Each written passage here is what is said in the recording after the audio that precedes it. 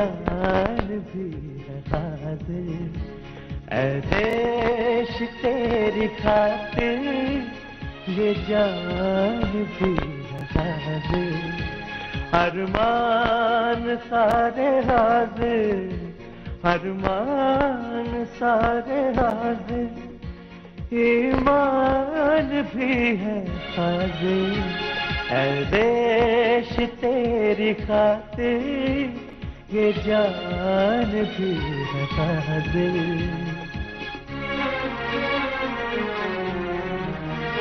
आगोश में तेरे ही चटकी है हर जवानी, बिजली सी जिसमें शोखी लहरों से एक रवानी, ऊंचे हिमालय जैसा पैमान भी है हाजिर, ऐ देश तेरी खातिर ये जान भी है हाजिर, ऐ देश तेरी खातिर ये जान भी है हाजिर।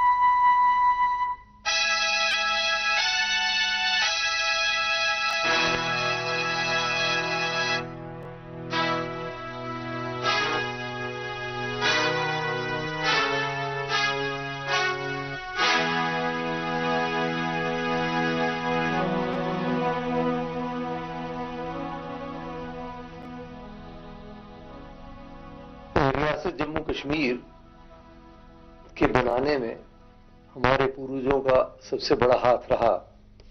महाराजा गुलाब सिंह जी ने 19वीं शताब्दी के मध्य में इस रियासत को बनाया और अनेक स्थानों से अलग अलग इलाकों को इकट्ठा किया, अलग धर्म अनुयायी, अलग भाषा भाषी, अलग वेशभूषा वाले, गिलगित और बल्तिस्तान से लेके करगिल और लद्दाख और मीरपुर मुजफ्फराबाद से लेके जम्मू और कठुआ तक और फिर वादी कश्मीर। ये एक ऐसी रियासत बनाई जो मैं समझता हूं कि भारतवर्ष के इतिहास में पहली बार इस प्रकार की रियासत बनी और इससे भारतवर्ष की सरहदें, उत्तरी सरहदें मजबूत हुई। उस समय बड़े बड़े जर्नैल उनके साथ हुए। जनरल जोरावर सिंह का नाम तो आप जानते हैं। जनरल बाज सिंह बहुत अद्भुत जर्नैल हुए जिन्होंने उन इलाकों को फतह किया। उनके 100 साल के बाद फिर एक भयंकर परिस्थिति हमारे देश पर आई। 1947 के बाद जब अंग्रेज चले गए और हमारा राज्य कुछ समय के लिए स्वतंत्र था, उस समय पाकिस्तान से हमला हो गया और ब्रिगेडियर राजेंद्र सिंह जम्वाल ये उस समय चीफ ऑफ आर्मी स्टाफ थे पिताजी के, महाराजा हरि सिंह जी के। और मुझे अब तक याद है कि जब वो कबायली श्रीनगर की तरफ बढ़ रहे थे तो मैं उस समय उस इत्तेफाक से बैठा था उस कमरे में जब पिताजी ने ब्रिगेडियर राजेंद्र सिंह को बुलाया और उनसे कहा कि fight to the last man in the last bullet. और उन्होंने सलूट किया, उनको भी, फिर मुझे सलूट करके चले गए। मुझे बड़ी अच्छी तरह से पूरा याद है अब भी वो दृश्य। और वाकई उन्होंने जाके फिर उड़ी में जिस तरीके से 48 घंटे के लिए कबायलियों को, दुश्मन को रोका, यदि वो नहीं करते और बड़ी से बड़ी कुर्बानी नहीं देते तो हो सकता है कि आज भारतवर्ष का नक्शा कुछ विभिन्न होता।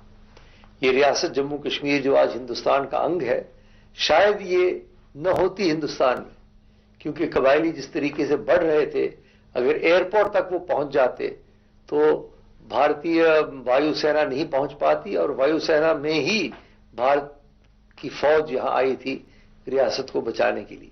ये ब्रिगेडियर राजेंद्र सिंह जी, जिन्हें हम सेवियर ऑफ कश्मीर कहते हैं, मतलब सेवियर ऑफ द स्टेट। अगर ये उस वक्त जो काम इन्होंने किया ये नहीं करते तो इसमें कोई दो राय नहीं कि आज ये रियासत हिंदुस्तान का हिस्सा नहीं होती। मैं एज ए मिलिट्री जनरल मैं ये कह सकता हूं कि ये इनकी ही बहादुरी की वजह से था। और आप इनकी जो 4 दिन की वो जो 5 दिन की लड़ाई है उसको अगर स्टडी करें तो ये एक वर्ल्ड हिस्ट्री का एक नमूना है कि जहां 100 आदमी ने 5-6 हजार आदमी को उस इलाके में मुजफ्फराबाद से लेकर उड़ी या बारामूला तक 4 दिन रोके रखा। पुल भी उड़ाया उसमें जिससे मदद मिली, वो आप पूरी हिस्ट्री बताएगी।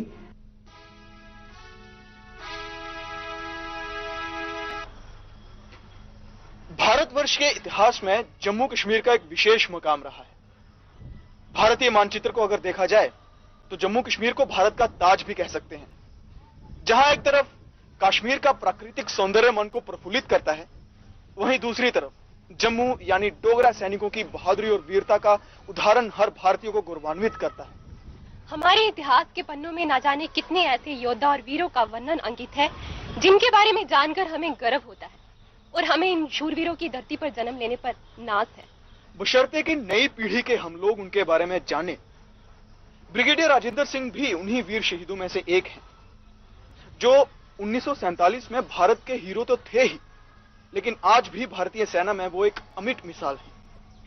हाँ, उन्हीं के बारे में और अधिक जानने और नई पीढ़ी को बताने के लिए तो आज हम निकले हैं। तो चलिए इस जानकारी की शुरुआत उनके पैतृक गांव बगुना से करते हैं, जिसे आज राजेंद्रपुरा के नाम से जाना जाता है। तो चलिए उनके गांव।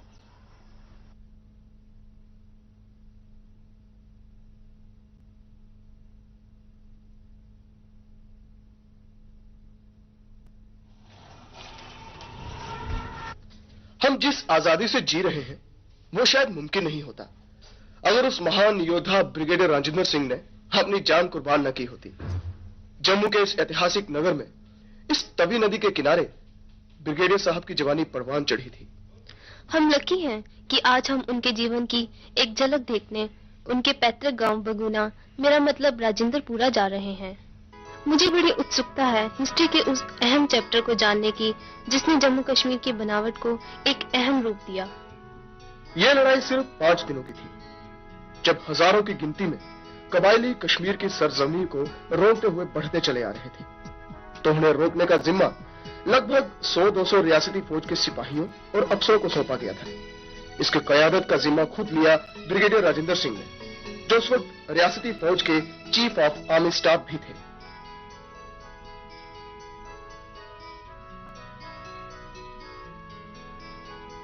लो, आ गया राया मोड़। बातों ही बातों में पता ही नहीं चला।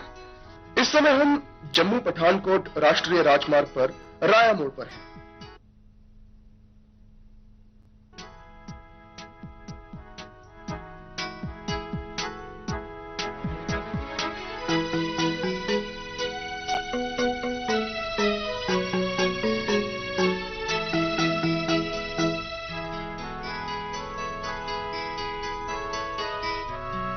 जम्मू का कंडी इलाका, बेशक यहाँ की जमीन अनुपजाऊ और मौसम नाखुशगवार रहता है, मगर इस कंडी ने हमारे देश को न जाने कितने जनरल, अफसर और जवान दिए जिन्होंने अपने शौर्य और जांबाजी से इस प्रदेश का नाम रोशन किया।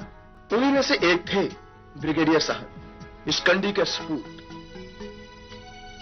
जिनके गांव की तरफ ये रास्ता हमें ले जा रहा है। मुझे तो बड़ा थ्रिलिंग लग रहा है।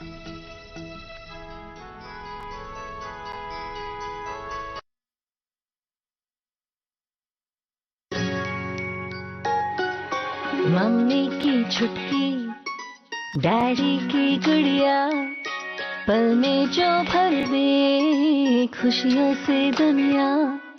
खट्टी मीठी बातें, मस्ती मुलाकातें, दिल में बसी सबके इस घर की बेटियां। हर घर के हर दिल में बसा अमूल ताजा, हमेशा फ्रेश। इस घर की बेटियां।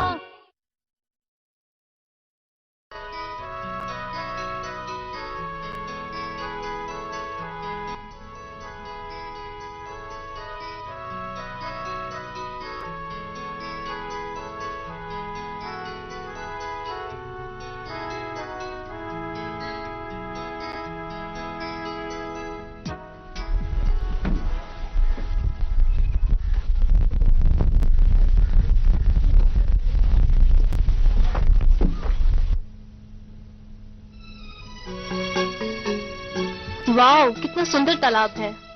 इस तालाब को राजेंद्र सरोवर के नाम से जाना जाता है। अब बचपन में ब्रिगेडियर साहब इस तालाब में नहाया करते होंगे।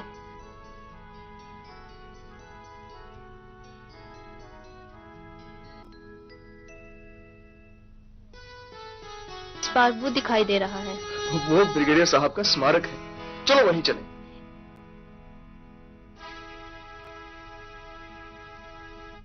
इस स्मारक पर हर वर्ष 27 अक्टूबर को ब्रिगेडियर साहब की शहादत की याद तरोताजा करने के लिए इस गांव व आसपास के लोग, भूतपूर्व सैनिक व सियासी रहनुमा श्रद्धांजलि देने के लिए यहाँ इकट्ठे होते हैं।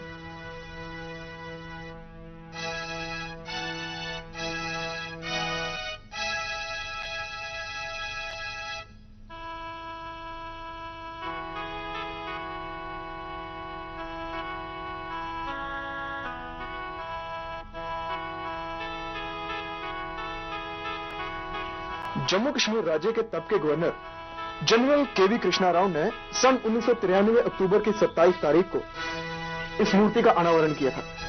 और जानते हो आप, इस मूर्ति का उद्घाटन 27 अक्टूबर को ही क्यों किया गया था? ये भारतीय फौजी इतिहास का एक खास दिन है, 27 अक्टूबर। अपनी जिंदगी के आखिरी 6 महत्वपूर्ण दिनों में से आखिरी दिन 27 अक्टूबर ही था। एम्बुश में इनके प्राण गए थे।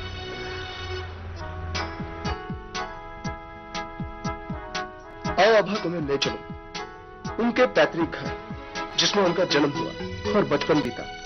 चलो चांद, मेरा इस घर को करीब से देखने का बड़ा मन कर रहा है।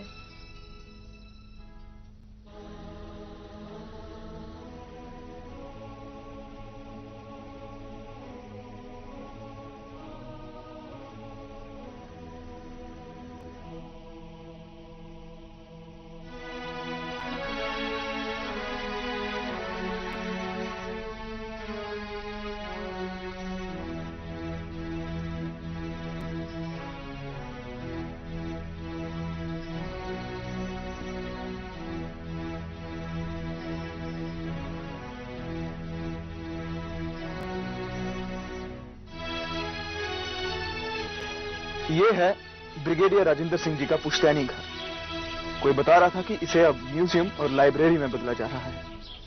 हमारे साथ इस वक्त कैप्टन हरसन सिंह जी हैं, जो कि ब्रिगेडियर राजेंद्र सिंह जी के भतीजे हैं। तो आइए इनके साथ अतीत में झांकने की एक कोशिश करते हैं। ब्रिगेडियर राजेंद्र सिंह जी, ये जहां पर आपने अभी गए थे, ये उनका रहने का घर था। ये 1932 के करीब बनाया गया था। उस वक्त वो कैप्टन थे और JNK स्टेट फोर्सेस में थे। इस बिल्डिंग में उनके शुरू से ही बचपन गुजरा।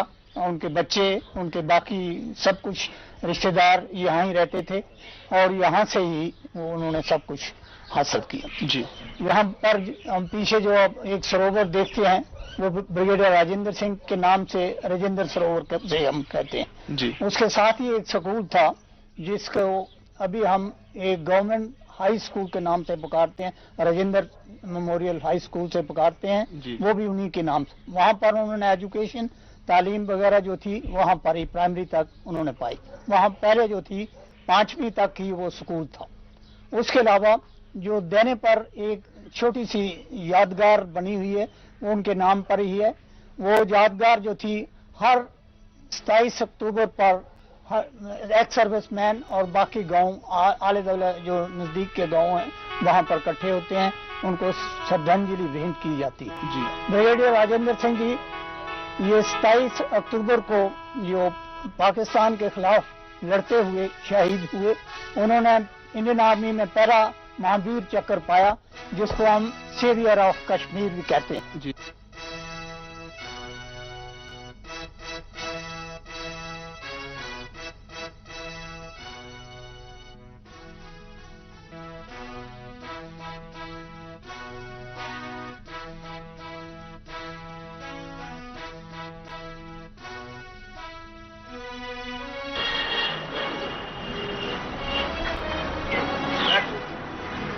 आभा, जानती हो क्या लिखा हुआ है? जी हाँ, government Gandhi memorial science college. लेकिन ये पता नहीं होगा कि इस कॉलेज को पहले क्या कहते थे? बहुत अच्छी तरह से मालूम है। महाराजा के टाइम में इस कॉलेज को प्रिंस ऑफ वेल्स कॉलेज कहा जाता था। सन 1921 में ब्रिगेडियर राजेंद्र सिंह ने यहाँ से ग्रेजुएशन किया था। बिल्कुल। करीब 80 साल पहले। क्यों, कैसी रही मेरी जनरल नॉलेज? मान गए। अब चले? बिल्कुल।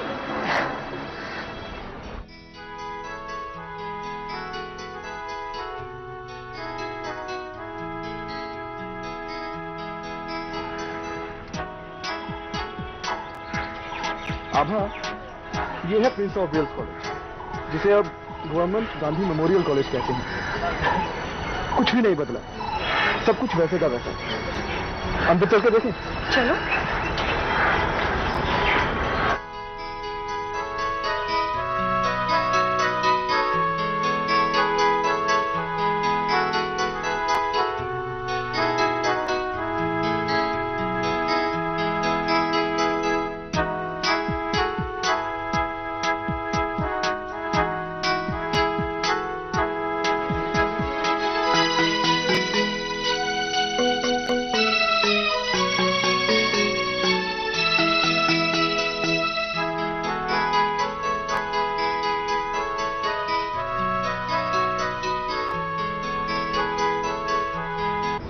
उन्नीस में जब मुल्क की तकसीम हुई, उस वक्त मैं प्रिंस ऑफ वेल्स कॉलेज में लेक्चरर था।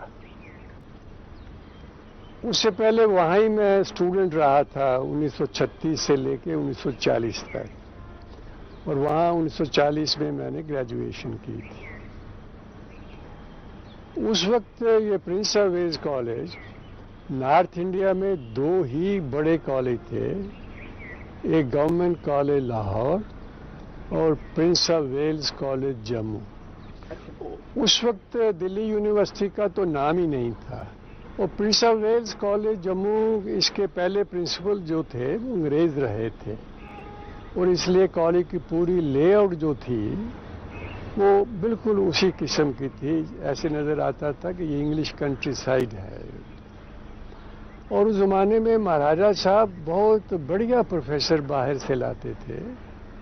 जो प्रोफेसर थे हमारे बहुत ही अच्छे लोग थे, और मैं कह सकता हूँ कि उनका मेरी ज़िंदगी पर और दूसरे स्टूडेंट जो वहाँ थे उनकी ज़िंदगी पर बहुत प्रभाव पड़ा। बल्कि अगर मैं कहूँ कि दे शेप्ड आवर पर्सनैलिटी तो गलत नहीं होगा। कॉलेज को एजुकेशन इंस्टीट्यूशन थी। बच्चों की तादाद 400-500 के बीच में, और लड़कियों की तादाद सिर्फ 50 तक होती थी, और लेकिन वातावरण बहुत अच्छा था।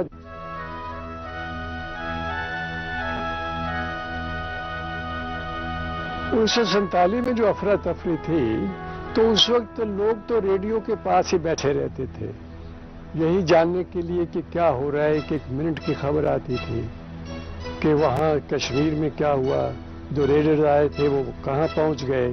तो उस वक्त ये बहुत ज़ोरदार खबर थी कि हमारे ब्रिगेडियर राजेंद्र सिंह जी ने वहाँ जो रेडर्स थे उनको रोक लिया।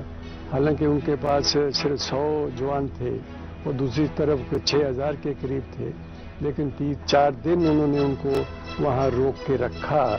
और उसी वजह से है कि जैसे मैंने पहले भी जिक्र किया कि महाराजा साहब को टाइम मिल गया फैसला लेने का, और एक्सेशन हो गया, और रियासत जो है पाकिस्तान में जाने से हम बच गए।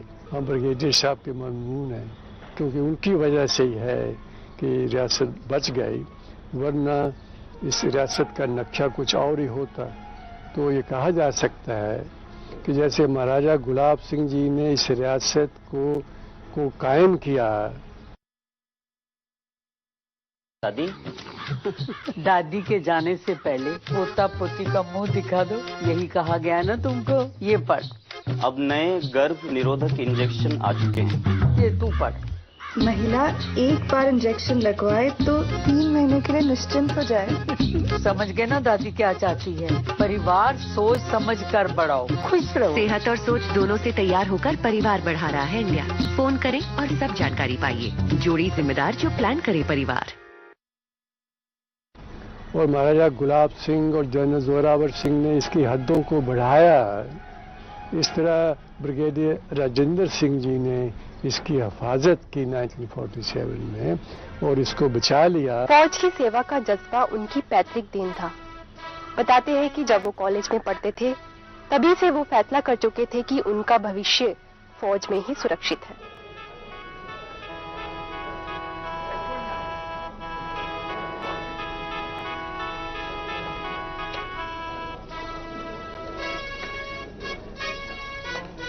यार राजेंद्र, ग्रेजुएशन तो बस हुई समझो, अब आगे क्या सोचा है? सोचना क्या है, मेरा तो एक ही टारगेट है, आर्मी।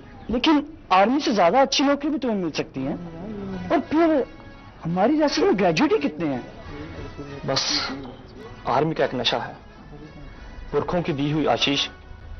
तुम तो जानते ही हो, जनरल जोरावर सिंह और जनरल बाग सिंह के खानदान से मैं ताल्लुक रखता हूँ। हाँ जानता हूँ, शायद तुमने से सुना है, जनरल बाग सिंह जिन्हें चित्राल फतेह किया था।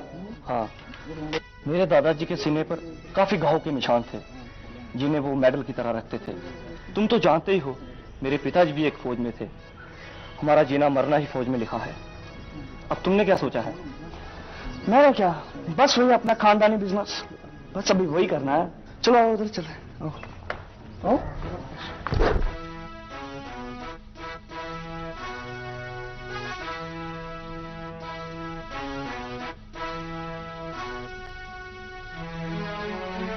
अपने ही जन्मदिन वाले रोज उन्हें सेना में अफसर भर्ती किया गया, यानी 14 जून।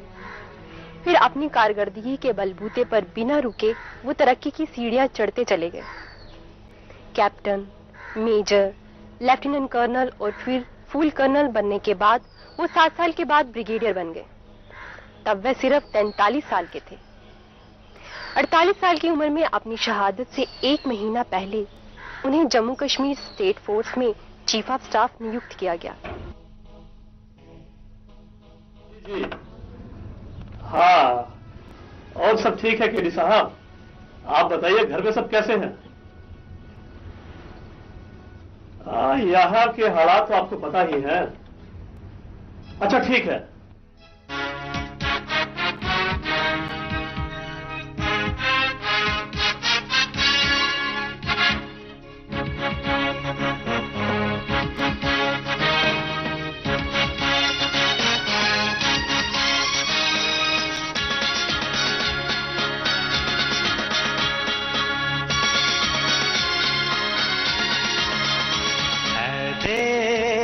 तेरी खातिर ये जान भी है हाजिर, ऐ देश तेरी खातिर ये जान भी है हाजिर, अरमान सारे हाजिर, अरमान सारे हाजिर, ईमान भी है हाजिर, ऐ देश तेरी खातिर ये जान भी है हाजिर।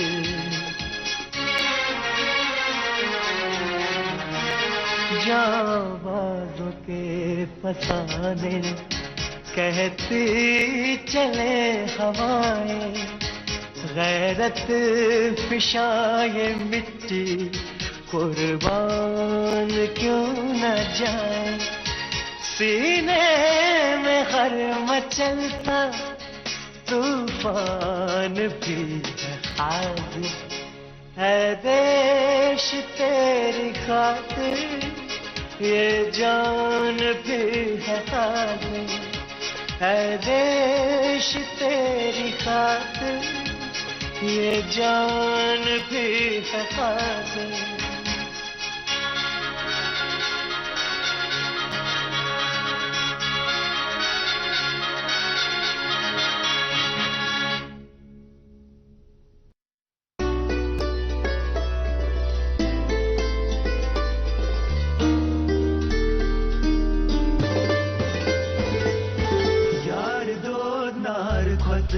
Zalam kotvan vesiye yarasvan, dalaylati yarasvan.